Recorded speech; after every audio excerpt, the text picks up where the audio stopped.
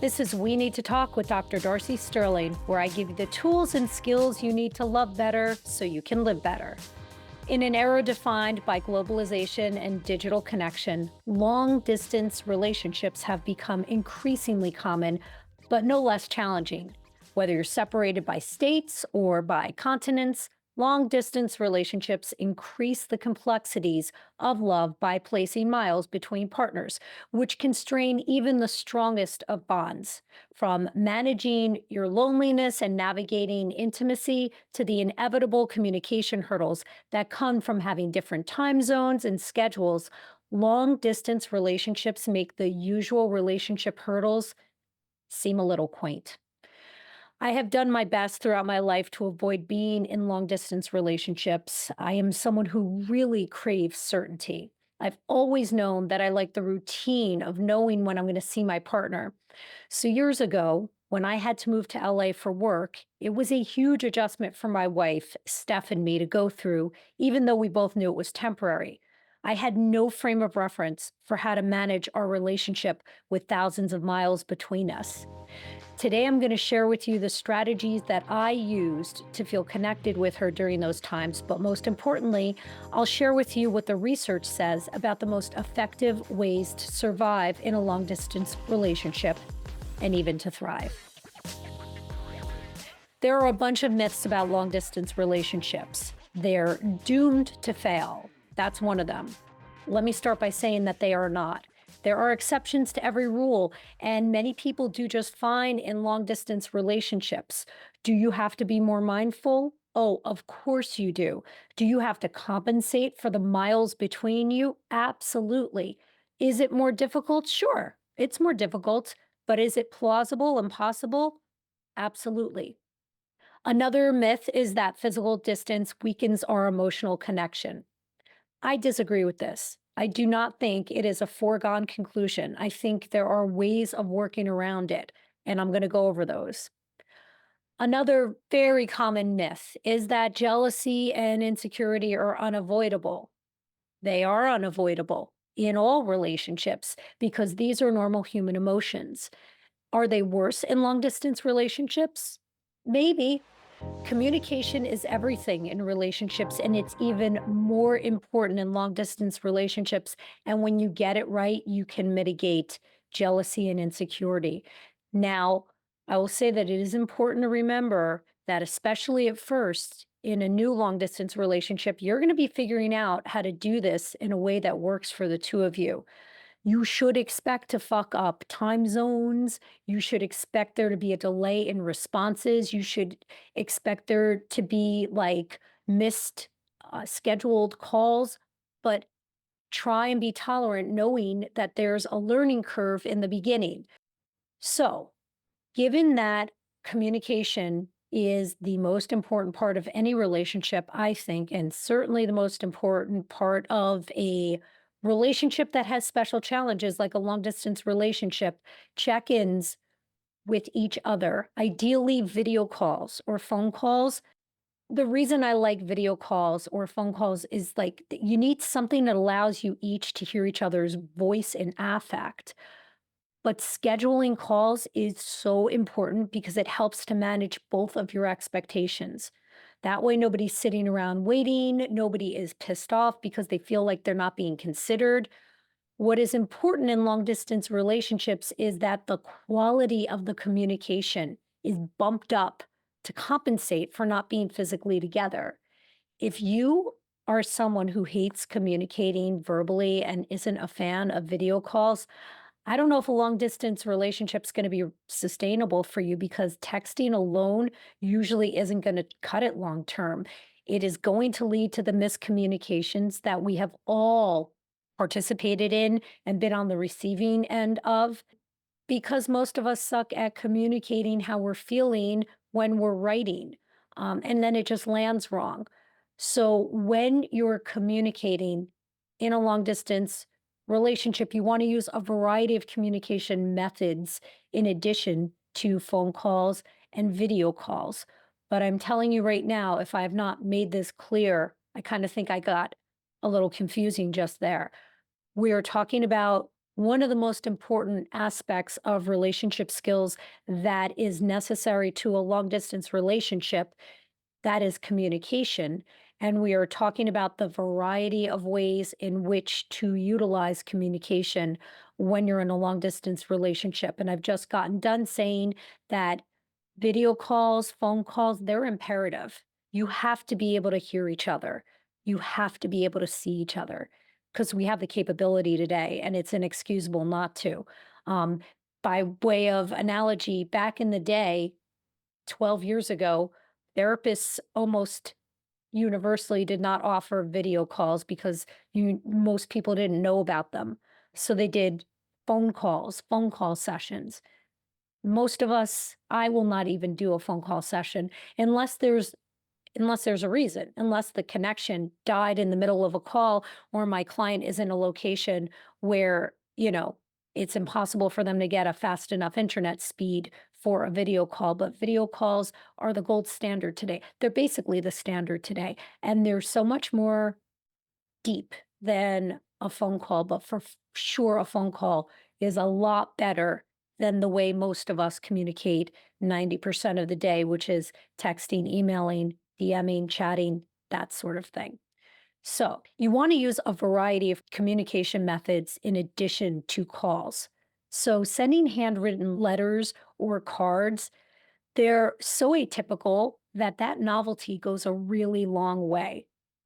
When you text, which of course you will, you have to put more effort into communicating your affect. So, using emojis, speaking in fuller sentences, and adding in the niceties that most of us just skip in our normal day to day texting. Another important part of communication is collecting stories throughout your day to share with your partner so that when you see something funny or something interesting happens at the coffee shop, like either jot it down so that you have it when you are prepared to speak with your partner later that day, or let them know about it in the moment. You want to be collecting content to share with them throughout the day. You're going to hear me say this again and again and again. What I'm telling you about how to manage your long distance relationship, these are best practices in every relationship. People are just a little lazy. We're all just lazy. And most of us are not going to do many of these things when we have closer proximity to our partners, when we're not in a long distance relationship. But this is the stuff that keeps oxygen alive in the relationship, in a long distance relationship. So, all of that is to say, do this with any relationship dynamic you're in. Take more photos than you'd normally take. Take the time to share all the small details about your day, things that you wouldn't normally think would be interesting. That's the stuff that keeps conversations flowing. When you are having conversations, dial up your active listening skills during calls. Let your partner know that you're paying attention to them by summarizing what you hear them say every so often. In therapy, we call this mirroring. It's where every few sentences you repeat back what you heard the person say. You also want to let your partner know that you're interested in what they're talking about, and you do that by asking clarifying questions every so often. So if your partner's telling you, I don't know, a story about an Uber driver who's driving aggressively, you can say, "So did you say anything to the driver?" And or you could say, "What'd you do when the driver ran the light?" Basically, you really want to have well developed active listening skills to let your partner know that you're in the flow with them. You're hearing what they're saying and that you're actually interested in what they're talking about. And when you ask clarifying questions like, how'd you handle that? What did they say? You tell your partner, you tell whoever you're speaking to that you're really plugged in. As I said, in a long distance relationship, you really have to have well developed communication skills. Your communication skills help to compensate for not being together, not being able to read each other's body language, and not being able to regulate your nervous system by being in the physical presence of your partner, which is what, when we're together and securely attached to our partners, happens. So you have to be able to pay attention on your calls Do not multitask. You want to demonstrate active listening skills. You want to ask clarifying questions, again, that let your partner know that you're really interested in what they're saying. And you also want to be able to express empathy and validate your partners, even when you disagree with their take on a situation. You also want to be aware of the 1 to 5 ratio. For every one negative thing you share, you want to share 5 neutral to positive things to offset it. John Gottman, the couples counseling researcher, one of the most respected researchers in the field of relationship science, has done so much research on all aspects of relationships. And what he concluded in one of his studies is that the happiest couples have about a 1 to 5 ratio of for every one negative thing they share. And it doesn't even have to have anything to do with your partner. Like, say you're bitching about your day and you're just like, oh, my coworker did this, this, and this. You want to then have 5 neutral to positive things to contribute just to offset the one, meaning so that your partner's nervous system, brain, and like neural chemicals reset to a neutral to positive place with you. Because when you fire hose your partner or anyone for that matter with negativity, their body is releasing a bunch of neural chemicals that are not helpful in bonding the two of you. So I want to make sure that you're not using these calls to fire hose your partner with everything that went wrong that day, which you shouldn't do anyway. And also, I want you to try and end your calls on a positive note. Again, all of these things should be happening in all of our relationships, whether we're in super close proximity or in a long distance relationship. But they become more important when we are trying to mitigate the strain that comes from distance to our partners. So now we're moving on to technology. You have to use technology in a long distance relationship. We've only widely used video calls in about the last decade, like at a mass level. And long distance relationships, they have existed forever. My point is that having access to video calls, that is a game change. And even though a lot of us are super burnt out from Zoom calls, do not let that stop you from using Zoom or any other video call platform to bridge the distance between you and your long distance partner. Not just for video sex, which absolutely should happen. More on that later, but also for date nights, for nightly check ins. Video calls are so important. They really, really are an effective way of feeling connected in a way that nothing else will make you feel in a long distance relationship. To that end, schedule video date nights. Then do cute things like you can surprise your partner by ordering in their favorite takeout to be delivered either before or during the date, and then share your screen and stream a movie together or watch TV together. If you're a gamer, you can use your video dates to play online games together. You can follow each other on whatever platform you guys use for music and then talk about some of your playlists or share things with each other. And you can do the same thing with photo sharing apps. It's a fun way to share in each other's days without having that added step of having to text. Speaking of technology, we now have smart devices that allow couples to send each other physical reminders of their presence, like lighting up a lamp or sending a vibration when one partner touches their bracelet, which creates a subtle, but some might say meaningful connection. I'm going to break this down right now. I'm going to tell you right at the top. I'm not a super fan of some of these things. Some of these are just, well, listen. The friendship lamp. I am just saying, I'm getting this one out of the way first because I do not get it. But that doesn't mean that you won't. So a friendship lamp, which you can find by searching the term, it lets your partner know that you're thinking of them because you're able to turn their light on whenever you want and you can change the light color. I'm just going to say if this does it for you, you are so low maintenance. I cannot fathom it doing anything for me. I literally I don't know. I would prefer a change my burnt out light bulb for me device. That might scratch an itch in a much better way. I cannot imagine having Steph have access to a light as doing anything for me. But anyway, the friendship lamp does not change out your burnt out light bulb, unfortunately, but it will allow your partner to dim the light at will and to turn it on and off and to even change the color. My wife is so ADD and so curious that I can literally picture her like fucking around with the settings. And I am telling you, my light would simultaneously be going on and off while also changing colors and the dimmer switch going up and down. She would basically probably give me a seizure. Lucky for me, this isn't something I want or need. Next on my list of devices is Bond touch bracelets. This one does it a little bit more for me. So, for those of you whose love language is touch, the way it works is you push a button on your own bracelet and your partner's bracelet vibrates. This same concept comes in rings if you prefer that to a bracelet. There are also smart pillows, which is a system that consists of two wristbands and speakers that allow each of you to hear each other's heartbeats in real time while you sleep.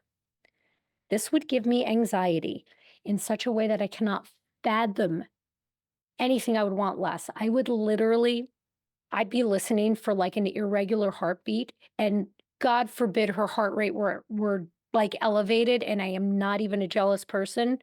My brain would go on a ride that I would not want to sign up for. I do not understand the pillow thing either. Moving on, then there is the Kissinger, which simulates a kiss using pressure sensors. The device connects to your phone. And when you kiss the pad, not your phone, at first the germaphobe in me was like, oh my God, people are going to be kissing their phones. The dirtiest things we have used to be our hands. Not anymore, kids. It's your phone. I highly recommend everyone buy these so that you can be wiping off your phones on a regular basis and your kissing pads.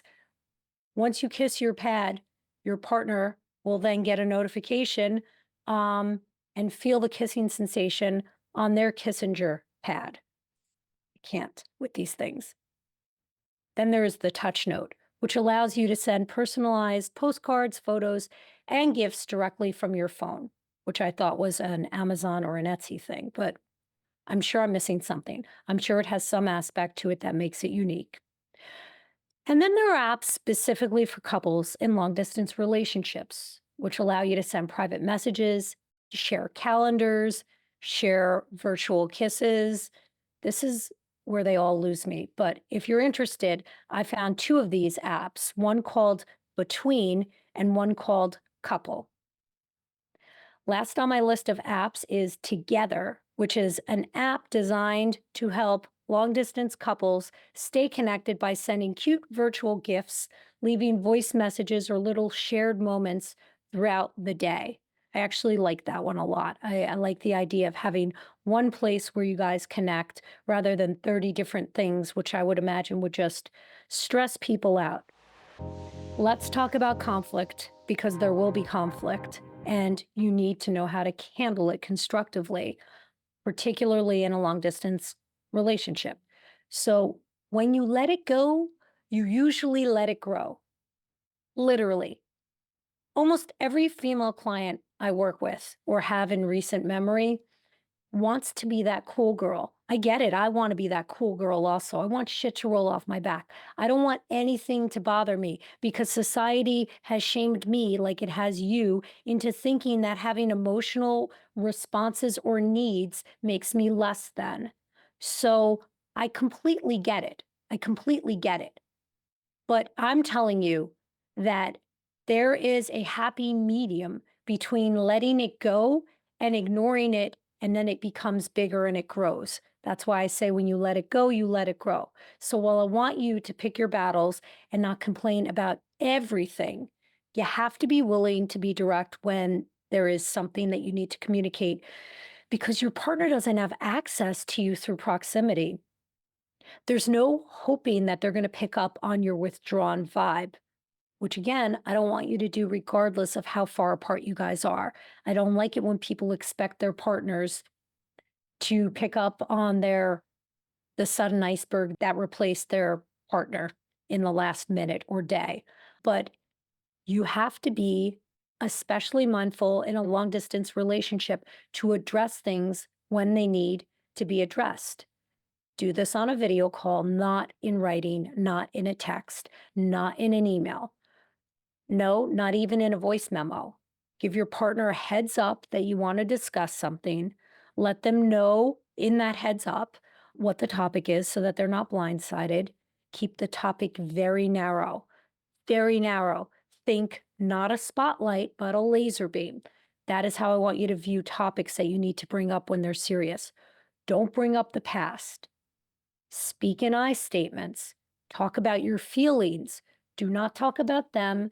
Do not talk about facts. Do not act like an attorney who's a litigator in front of a jury prepared to launch evidence that supports their feelings. None of that. You want to speak from a subjective standpoint, I statements, feelings, not facts, and keep it very narrow. And when you're done, be prepared to hear a very different perspective from your partner when they talk, and be prepared to show them empathy. Sex. I saved the best for last. Basically, the sky's the limit when it comes to how creative you can be sexually in a long distance relationship. The sky and your comfort zone and your partner's comfort zone. So, rule number one is discussing your comfort level and your boundaries. Listen, you have got to talk openly about your desires, your needs, and your boundaries. If you're not sure how boundaries might come into play in a monogamous long distance relationship, here comes my list of ways of getting your sex on, and you will see. So let's start by asking each other our fantasies, asking your partner to tell you their fantasies. Now, for this to work and not implode, you have to create a safe space. You have to be prepared to hear some stuff that you would never agree to do. And you don't have to, because this is just about having a fantasy. And thoughts are okay. They have to be. And if you want guidance on how not to allow your partner to have their own sexual fantasies, I am not your girl to guide you in that way. I think trying to suppress fantasies is like trying to mute an emotion. I think it's unhealthy. I think it's fucked up. And I think it's going to backfire on you. But definitely be prepared to hold space for your partner if you're bold enough to ask about their fantasies. That's a nice jumping off point for the sex category. Sexting. That's a good one. There is nothing better than a great flirt, except someone who's a great flirt and can sprinkle in some good sexting.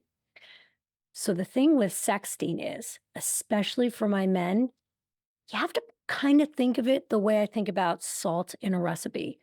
There is no flavor without salt, but it is really easy to overuse. And if you do, it kind of becomes disgusting.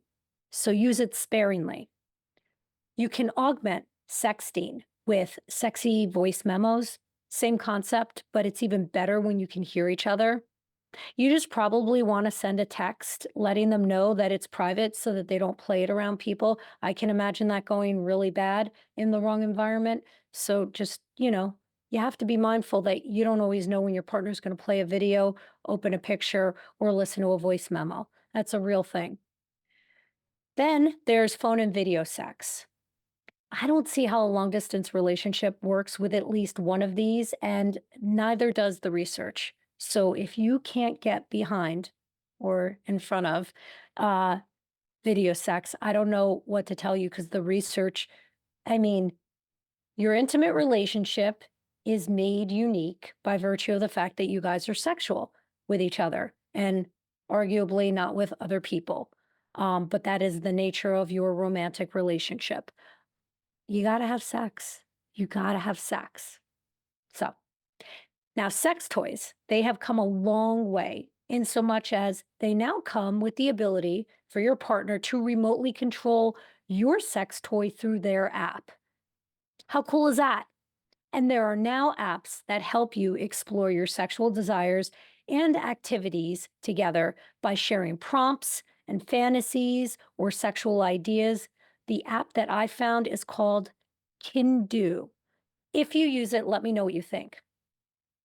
So, kids, back before the internet, when porn was not available unless you physically owned or rented it, we used to read erotica, that is a type of literature that we would get in books that is intended to be sexually tantalizing. It's 50 Shades of Grey. That's erotica.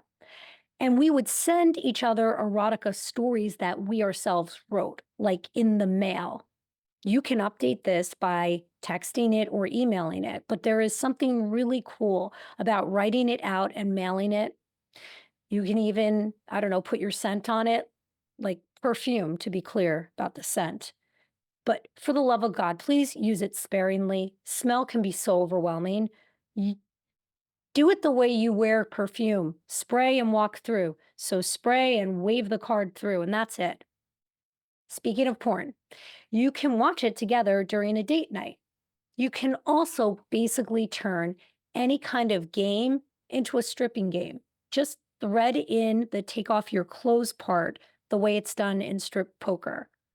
I don't actually know how to play strip poker and I don't actually play games, but you can probably ask ChatGPT to insert game you want to play here into a stripping game like strip poker and ask it to give you the rules. I think that could be fun. Wrapping up the sex category, it's really important that you also have planned dates for when you guys are going to see each other next. This is a blanket suggestion that is research based for all long distance relationships. But the way you tie this into the sex category is as you get closer to the date, you tell the other what you want to do to them when you see them next. It can also be a springboard into phone sex or video sex or just a great night of sexting. Basically, what I want you to walk away from this episode with is this understanding that although managing a long distance relationship can be challenging, it is totally doable. You have to be more mindful, which I'd want you to be anyway. You're following somebody and subscribing to somebody who's teaching you relationship skills every week. I want you to be mindful. That's like the cornerstone to relationship skills is that you just try to be careful. You just try. You also have to have very clear communication. You must discuss your expectations, your boundaries, your must haves, and your deal breakers. And remember that you can still have shared experiences.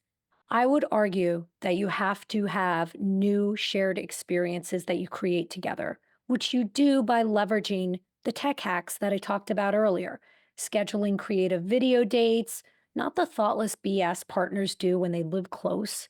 Some of the creative stuff that we came up with during the pandemic was genius. Lucky for you, people already thought of it. So use those experiences to create new memories together. And here's a major bonus to long distance relationships. You both basically have to have and maintain your own independence. You have to regularly hang out with your friends, see your family, focus on your hobbies and your passion projects.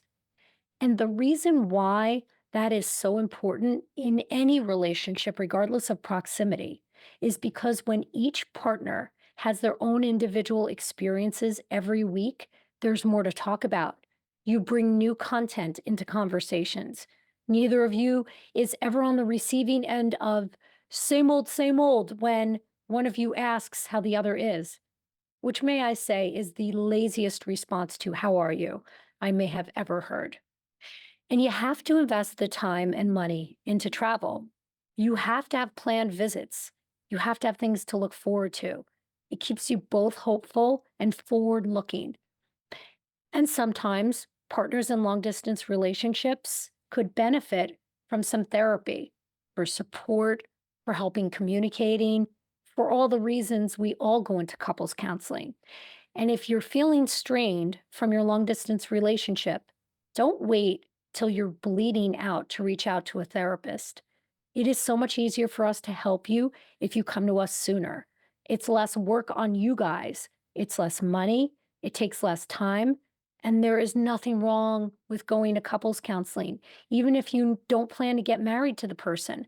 That's why we now call it couples counseling, not marriage counseling. So let that give you permission to learn relationship skills in any relationship you're in when you're hitting a rough spot. Because at the end of the day, what a long distance relationship really tests, it's not your love, it's mostly your relationship skills. We Need to Talk with Dr. Darcy Sterling is a Sterling Standard production. Editing and sound engineering is by Bart Migal. Our theme music is by Trending Music.